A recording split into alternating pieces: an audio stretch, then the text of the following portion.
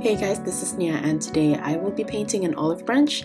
Despite the way the leaves are being layered, the whole painting is actually very easy and fun. Let's begin by drawing it out first as usual, and since the leaves are the element that I will be painting the most of, let's start with that. The olive tree leaves are quite elongated, and I've seen some with either pointed tips or rounded tips. You can do either ones, but I'm going to stick with more of a pointed one for the final painting. This actually makes it easier for you to paint because you don't have to be so precise with the edges if you paint it with a sharp tip or a rounded tip. You can start to draw out the shapes of the leaves first and start to angle them, and maybe draw them out thinner or sometimes thicker too, to look like you're looking at it from different sides or if it's slightly bent. For the olive fruit, they're super easy and make such a nice accent to the branch. It's basically just an oval shape which you can pile on top of each other, or you can also draw them separately. The only point is that I will be leaving out some white space as I paint them later on to depict some of the highlights or the shine from the surface of the olive fruit. Believe it or not, that's pretty much it for all of the elements. All you need to do now is draw out the branch and put everything together. The way I'm going to draw out the branch is I'm going to make one main branch first and a few smaller ones coming on either side. You can pretty much make a whole page of this too if you would like to, so you don't have to think so much about the composition.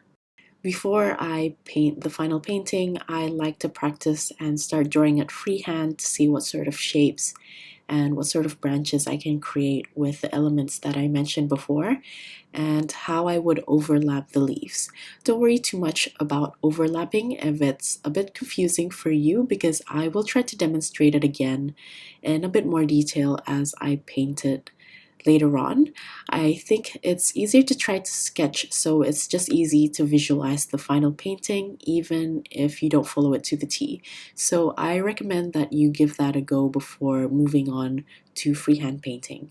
I like to start off with drawing the branch first and then the leaves. I also like to add some leaves with individual branches attached to it just for the final accents, and then I go on to paint the fruit and then finish off with more leaves so the fruit can look like it's hidden, but it's not too hidden that it's behind everything else. Let's go over the colors for the painting now. I personally like the color selection for this one. I love the combination of muted autumn colors, which is probably why I enjoy painting this one so much. So here are the four colors that I will be using for the leaves. The first color is cobalt blue, then olive green, yellow ochre, and sepia. And just with those four colors, we can create many shades of green that we can use for the painting. To mix the colors, I first mix in olive green and cobalt blue together to create a muted deep green color. Then if I want to make it more yellow or lighter, I'm going to use some of the yellow ochre and mix it with that. And if I want to create a darker tone of green, I use the base green color with olive green and cobalt blue and mix that with sepia. You can also create different tones by, of course, varying the ratio of each color. As you can see, if you put more yellow ochre, here it becomes a whole different light green color, and I can also create a very dark muted green with more sepia. The reason why I chose those colors is that they're all muted colors. If I were to use something like Orlin yellow to lighten the leaves, I feel like it will look too bright. As I said, I really like the muted color combinations, but if you prefer brighter colors, you can also try to experiment and see if you like that better.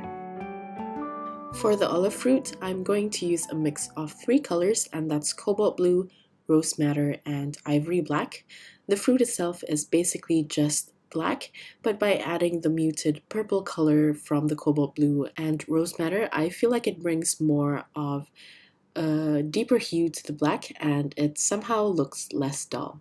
Hopefully you're able to see the difference of the black here as I'm painting the olive compared to the swatch of the ivory black by itself. Lastly, I'm going to mix rose madder with sepia for the color of the branch.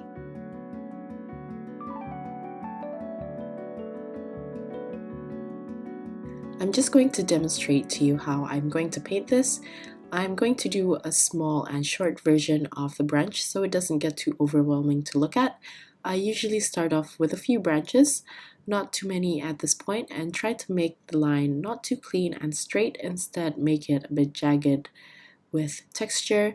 It'll make a difference even if you do this subtly. Also, just as a tip, when you start to paint the branch, make sure that the top tip of the branch isn't shaped like the tip of your brush. Instead, I like to round it off so it looks more natural. It's really easy to do and it makes the painting much better. You can also add tiny broken branches to give a bit of texture to the branch. After I paint the branch, then I use the lightest green first. The ratio of the color is really up to you though, and for the leaves I'm going to paint it with a few strokes to make the leaf shape, or you can paint it using the pressure of your brush. So starting with the tip and hold it down to take the brush off until you've reached the tip again to create the tip of the leaf. Also, when you're painting the leaf from the branch out, I try to sometimes move back the excess water to the branch again so the area where the leaf is connecting to the branch is a little bit darker. Now I'm going to move straight to a slightly darker tone, and for this I'm going to paint them at the back of the light colored leaves, and these values will add depth into your painting as you keep moving to a darker tone. Just remember to always avoid painting the lighter leaves. Instead, try to paint around it so the top layer of the leaves will still be visible and it'll pop out more compared to the darker leaves. And this will give the illusion of having layers instead of everything looking flat as a composition. At this point, I also like to vary the thinness and thickness of the leaves. So some of the leaves might look like it's facing the side instead of it facing forward. So this gives a bit more variety and makes the painting look more natural, and it has better movement than if everything were to face the same direction. For the olive fruits, I'm going to just paint an oval with a small bit of white space to create the shine. You can either paint them individually or bunch them together, in which case I would leave a slight white space in between each olive so the paint doesn't run into each other and create a giant silhouette instead. And then just spread them across the branch randomly to suit your composition. And that's basically the quick version of how I'm going to paint this.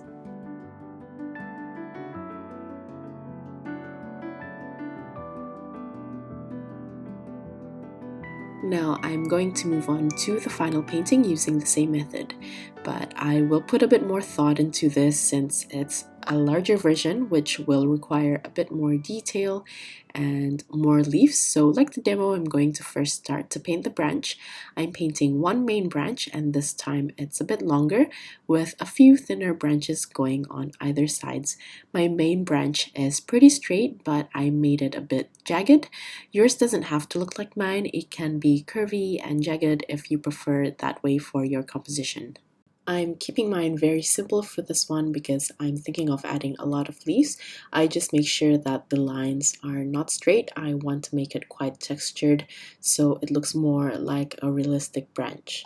I then use the lightest mix of green to spread the leaves evenly across the branch. I'm not going to put too many, and I'm going to leave out quite a bit of space in between each leaf because it's only the foreground and the first color. I'm going to be using a few darker tones later on to paint some leaves which are going to hide behind this one. Sometimes you can also add a very fine line attaching the leaf to the brown branch, and this gives a bit more of a delicate feel to the painting. If not, the leaf might look a little bit too heavy and dense.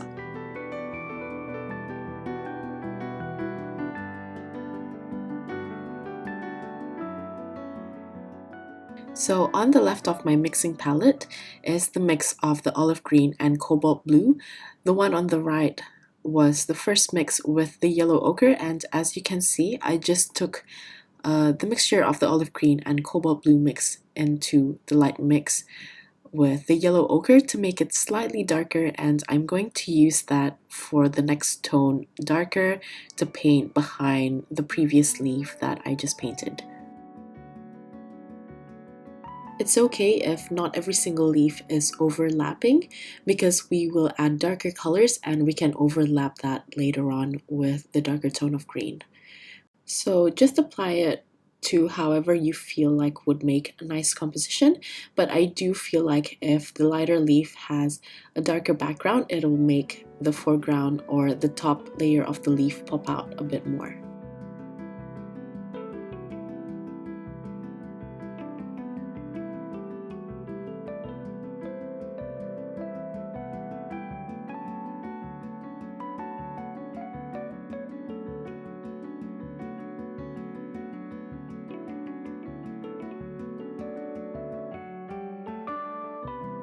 I felt like I still can add some of the lighter leaves again, so I decided to add more of the yellow ochre into the darker mix. So I create the lighter green again and just paint some extra light leaves. Hopefully from here you'll also get the idea of how I mix my colors. I don't make the colors individually in one space. Instead, if I see the colors on my palette and I feel like, oh, that might need a bit more yellow, I just add more yellow ochre, or if I want to darken it, I add either the cobalt blue mix or just a bit more sepia. Once I have the two tones of green, I'm going to go straight to the olives before adding more of the darker tones of greens. And that's because I don't want the fruits to be on the last layer. I'd like the fruits to have enough space to peek out, so I use the olive ivory mix and start to paint the fruits, varying the way I bunch them together.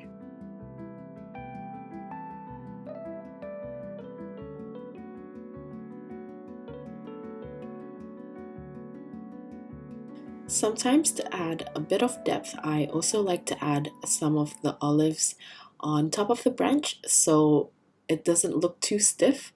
And this also breaks the long branch, giving it a bit of space for your eyes. And I think it looks more pleasant that way. So some of the olives might peek through the branch or it might be behind the leaves.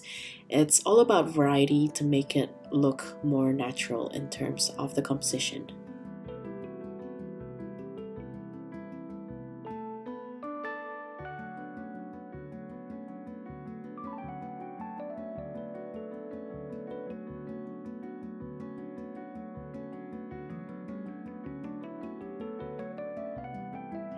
After painting the olives, I think that this already looks quite nice as a branch, and you can technically stop here if you want a lighter density of leaves on your branch, but I want mine to look really dense and lush, so I'm going to add the third tone of green, which I will paint behind both the lighter green tones that I previously painted.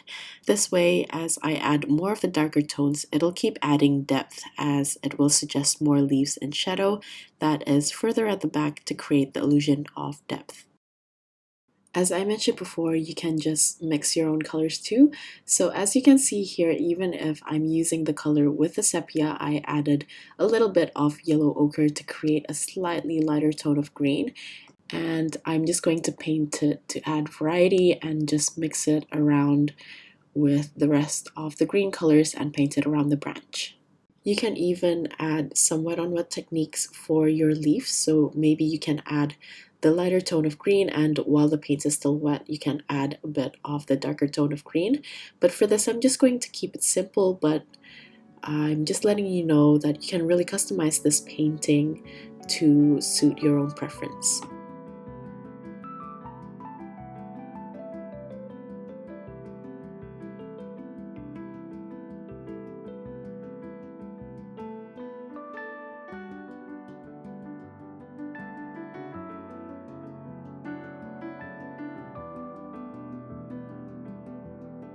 At this point, I'm just looking around to see where I would want to add more leaves and which tone it should be, if I want it to be at the back or the front.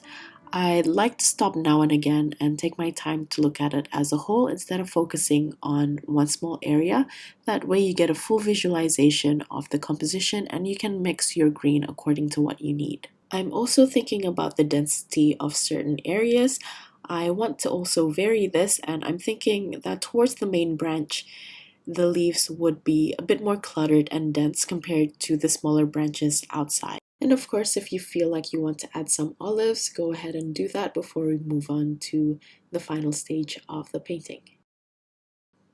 And to finish off this painting, I switched to my smallest brush. This is my size 0 brush, which I can use to create really fine lines, and I'm going to take the darkest tone of green and paint some midribs of some of the leaves, not all, and this just adds a bit of extra detail.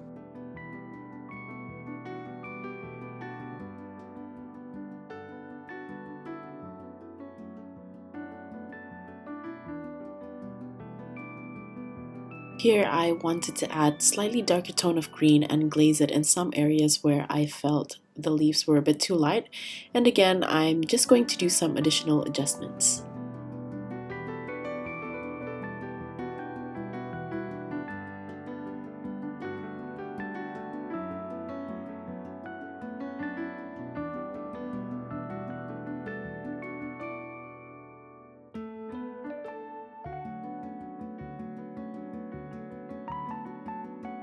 And I think that's pretty much it. I think I'm happy to call this one done.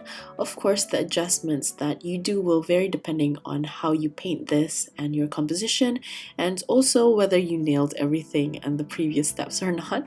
So anyway, I hope you guys enjoyed this one and learned something new, and I will see you at the next video. Bye!